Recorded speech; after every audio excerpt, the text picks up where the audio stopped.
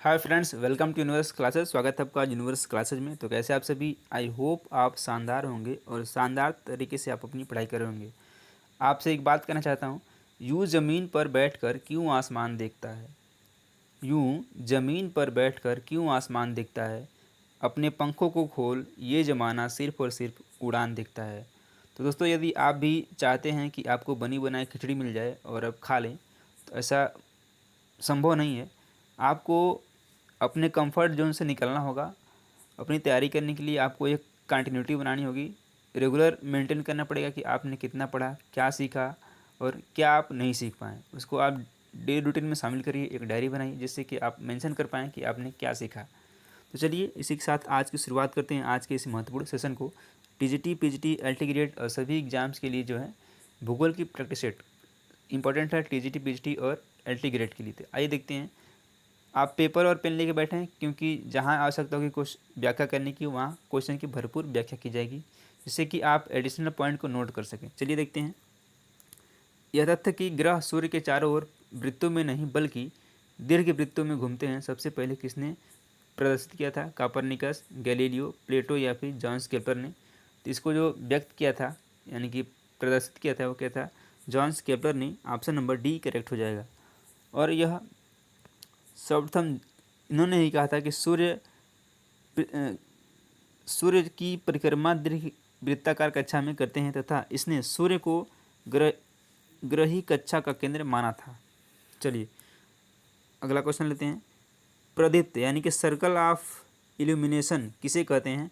Globe पर वह वृत्त जो तापमान को विभाजित करता है, ग्लोब पर वह वृत्त जिसके द्वारा किसी स्थान की सही स्थिति ज्ञात की जाती है, या फिर ग्लोब पर वह वृत्त जो दिन तथा रात को विभाजित करता है, या फिर इनमें से कोई नहीं। तो जो प्रदीप्त वृत्त है यही है, ग्लोब पर वह वृत्त जो दिन तथा रात को विभाजित करता है। ऑप्शन नंबर सी बिल्कुल सही है। पृथ्वी का जो आकार है वो गोले के समान है, इसलिए एक समय में सिर्फ इसके आधे भाग पर ही सूर्य की रोशनी प्राप्त होती है। ग्लोब पर वह पृथ्वी को दिन तथा रात को विभाजित करता है, उसे प्रदीप्त वृत्त कहते हैं। तो ये आपको याद रखना है। किसी सतह का एल्बिडो सर्वाधिक होता है? ताज़ा गिरी बर्फ़ पर, घने बादल में, पुरानी बर्फ़ या फिर मिट्टी यानी कि गहरे रंग की मिट्टी। तो परावर्तन की क्रिया से प्रभावित होकर सूर्यताप की मात्रा जो पृथ्वी सतह या वायुमंडल में न रुककर शून्य में लौट जाता है, इस परावर्तित सूर्यताप को एल्बिडो कहा जाता है। विभिन्न सतहों पर एल्बिडो जो है अलग अलग होता है। आइए देखते हैं। जो ताज़ा गिरा बर्फ़ है इसमें 80 से 90% सबसे ज़्यादा होता है, 80 से 90% होता है। उसके बाद है घने बादल, इसमें 70 से 80% होता है। पुरानी बर्फ़ में आपका होता है 50 से 60%। और मिट्टी यानी कि गहरे रंग की होता है, इसमें होता है 8 से 14%। तो सबसे ज़्यादा ताज़ा गिरी बर्फ़ में और सबसे कम मिट्टी में। चलिए अगला क्वेश्चन लेते हैं, और इसका option answer number A correct से आ जाएगा। अगला क्वेश्चन। आइसोथर्म एक काल्पनिक रेखा है जो उन जगहों को जोड़ती है, वायुमंडलीय दाब, सूर्य तप, वर्षा या फिर तापमान। तो जो आइसोथर्म है वो किसको जोड़ती है? यह जोड़ती है समान मात्रा वाले आइसोहाइड वर्षा की समान मात्रा वाले स्थानों को जोड़ती है, यानी कि वर्षा की समान मात्रा। ऑप्शन नंबर सी करेक्ट हो जाएगा। अगला प्रश्न। निम्नलिखित में से कौन सा सही नहीं है? कोरियालिस बल पृथ्वी के घूर्णन का परिणाम है। कोरियालिस बल विषुवत रेखा पर न्यूनतम होता है। फेरल के नियमानुसार पौने उत्तरी गोलार्ध में अपने गमन मार्ग से बाईं ओर विक्षेपित हो जाती हैं। या फिर डी, पवन का वेग ब्यूफोर्ड स्केल द्वारा मापा जाता है। इसका जो करेक्ट आंसर हो जाएगा वो हो जाएगा सी, फेरल के नियमानुसार पौने उत्तरी गोलार्ध में अपने गमन मार्ग से बाईं ओर विक्षेपित होती हैं। ऑप्शन नंबर सी बिल्कुल सही है।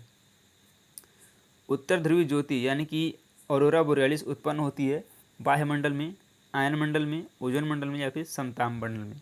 तो जो ऑरोरा बोrealis है यह उत्पन्न होती है आपके बाह्यमंडल में। ऑप्शन नंबर ए सही है। और यह उत्तरी ध्रुवीय प्रकाश यानी कि ऑरोरा बोrealis को बोलते हैं, तथा दक्षिणी ध्रुवीय प्रकाश ऑरोरा ऑस्ट्रेलिस की घटना बाह्यमंडल में घटित होती है। वास्तव में जो ऑरोरा ब्रह्मांडीय चमकते प्रकाश होते हैं, जिनका निर्माण चुंबकीय तूफान के कारण सूर्य की सतह से विसर्जित इलेक्ट्रॉन तरंग के कारण होता है। जो एडिशनल पॉइंट है आपको नोट करना चाहिए, अगला क्वेश्चन, पृथ्वी का सर्वाधिक आयतन और द्रव्यमान मापा जाता है भूपर्पटी में, मेंटल में, बाह्य क्रोड में या फिर आंतरिक क्रोड में? तो सबसे ज़्यादा होता है मेंटल में। ऑप्शन नंबर बी बिल्कुल सही है। निम्नलिखित में कौन बालू पत्थर के रूपांतरण से निर्मित है? स्लेट, क्वार्टजाइट, संगमरमर या फिर क्वार्ट्ज? तो कौन सा निर्मित है? ये है क्वार्टजाइट। बी ऑप्शन करेक्ट है। आइए देखते हैं कुछ शैलें और उनके कायांतरिक रूप।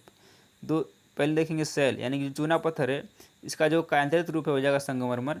कोयला का ग्रेफाइट होगा। सेल स्लेट या अभ्रक सिस्ट, इसका होगा स्लेट। फाइलाइट का जो रूपांतरित रूप है वो ग्रेवो सर्पेंटाइन। ग्रेफाइट का ग्रेफाइट नीस और बेसाल्ट का रोयालाइट सिस्ट। तो ये भी आपको ध्यान रखना है। इसका जो सही आंसर है ऑप्शन नंबर बी बिल्कुल सही है। विश्व में सर्वाधिक ज्वालामुखी किस पेटी में पाए जाते हैं? मध्य महाद्वीपीय पेटी, अंध महासागरीय पेटी, हिंद महासागरीय पेटी या फिर परिप्रशांत पेटी?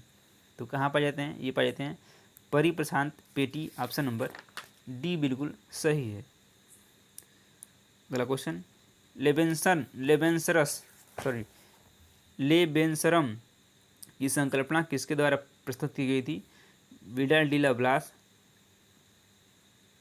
स्ट्रैबो, रेडजेल या फिर रिटर द्वारा? तो यह प्रस्तुत की गई थी रेडजेल द्वारा। ऑप्शन नंबर सी बिल्कुल सही है।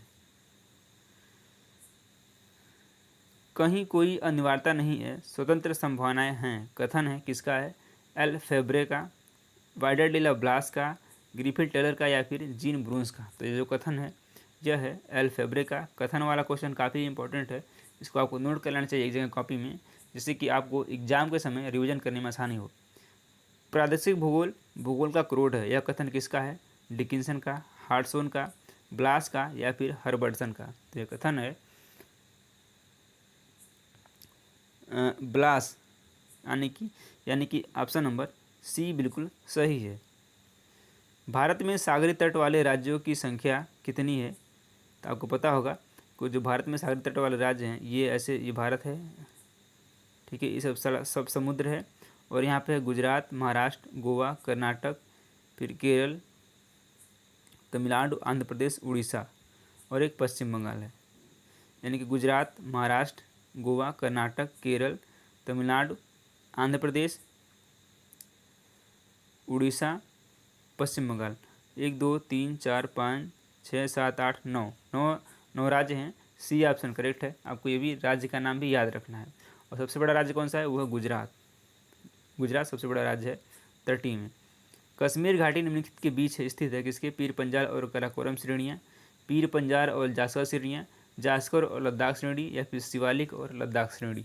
तो जो कश्मीर घाटी स्थित है वो है पीर पंजाल और जास्कर श्रेणी के मध्य। ऑप्शन नंबर बी बिल्कुल सही है। भारत में निम्न में से किस मृदा का विस्तार सर्वाधिक है? शुष्क मृदा, लाल व पीली मृदा, जलोढ़ मृदा या फिर लेटराइट मृदा? तो कौन सी है? सबसे ज़्यादा जो विस्तार है वो है जलोढ़ मृदा का। ऑप्शन नंबर सी बिल्कुल करेक्ट हो जाएगा।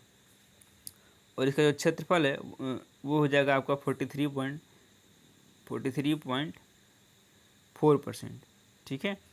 उसके बाद जो है इसमें पोटास की मात्रा पाई जाती है। अगला क्वेश्चन देखें, महासागर की सतह पर किसी निश्चित स्थान पर 2 क्रमिक ज्वारों के घटित होने के समय अंतराल कितना होता है? 12 घंटे, 12 घंटे 26 मिनट, 24 घंटे या फिर 24 घंटे 52 मिनट? तो जो समय अंतराल होता है वो होता है 12 घंटे 26 मिनट। ऑप्शन नंबर सी बिल्कुल करेक्ट है। चंद्रमा और सूर्य की आकर्षण शक्तियों के कारण सागरीय जल के ऊपर उठकर आगे बढ़ने को ज्वार तथा सागरीय जल के नीचे गिरकर पीछे लौटने को भाटा कहते हैं। पृथ्वी पर प्रत्येक स्थान पर प्रतिदिन 12 घंटे 26 मिनट बाद ज्वार तथा ज्वार के 6 घंटे 13 मिनट बाद भाटा आता है। तब विकल्प इसका कौन सा? बी करेक्ट हो जाएगा। बी करेक्ट हो जाएगा।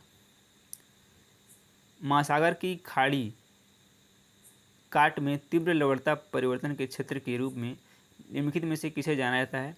ताप प्रवणता, हेलोक्लाइन, प्रकाशीय क्षेत्र या फिर पिक्नोलाइन? तो ये जानते हैं हेलोक्लाइन के नाम से। ऑप्शन नंबर बी बिल्कुल सही है। अगला क्वेश्चन लेते हैं,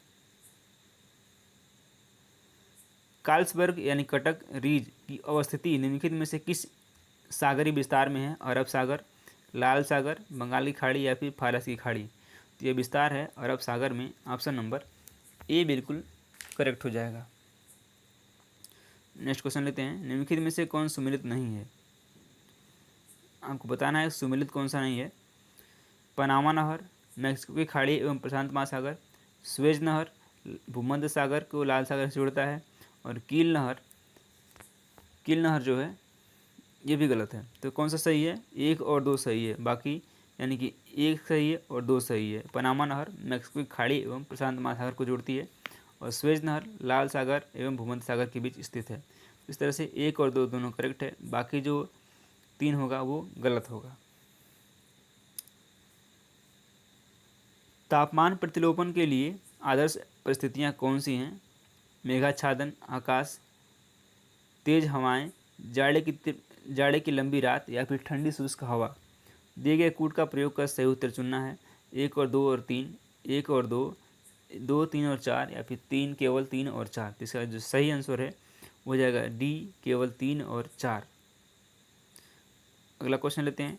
विषुवत वृत्त के समीप अपेक्षाकृत लवणता कम होने के कारण कार्यों में सम्मिलित है भारी वर्षा, उच्च सापेक्षिक आर्द्रता, मेघाच्छादन आकाश या फिर डोल ड्रम की स्थिति? तो कौन सा है?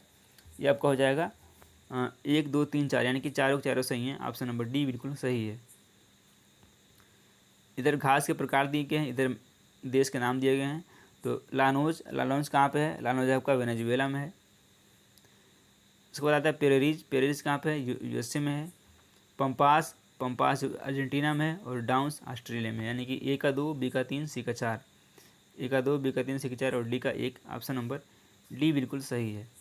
अगला क्वेश्चन लेते हैं। पारिस्थितिकी तंत्र का शब्द का प्रयोग निम्नलिखित वैज्ञानिकों में सर्वप्रथम किसने किया था? E.P. Odum, Frederick Clement, H.G. Tansley या फिर चार्ल्स सदरलैंड ने? तो क्या था?